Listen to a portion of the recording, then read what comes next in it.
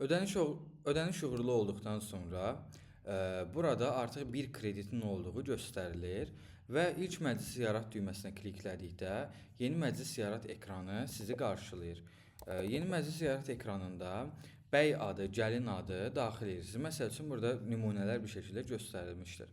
Fərid, Aygün, məclisin keçiriləcəyi tarixi qeyd edirsiniz. Buradan tarixi seçirsiniz. Məsəl üçün saatı qeyd edirsiniz. Buradan saatı seçirsiniz. 24 saatlıq seçimdir. Bu səbəbdən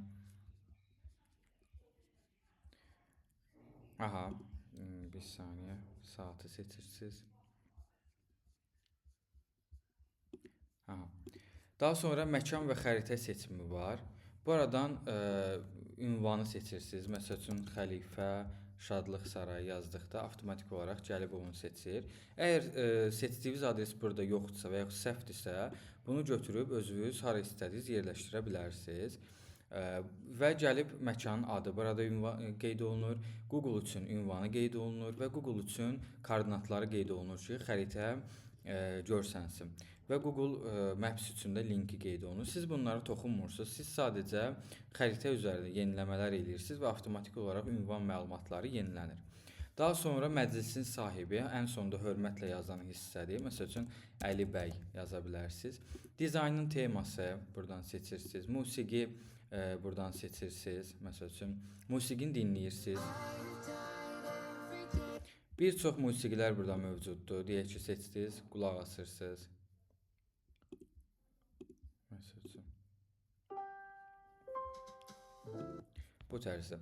Statusu aktiv və kart məlumatları burada göstərir ki, hansı ki, toydan sonra istəsəz göstərə bilərsiniz.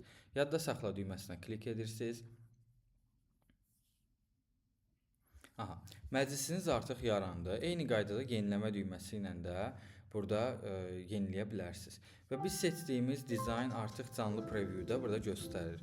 Burada anlıq olaraq dəyişə bilərsiniz. Məsəl üçün dizayn dəyişdikdə sizə başqa görüntülər göstərir.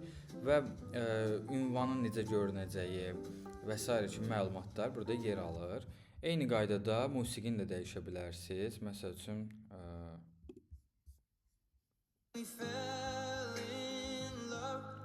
eyni qaydada buradakı məlumatları da dəyişdikdə avtomatik olaraq burada da dinamik yeniləmə edilir.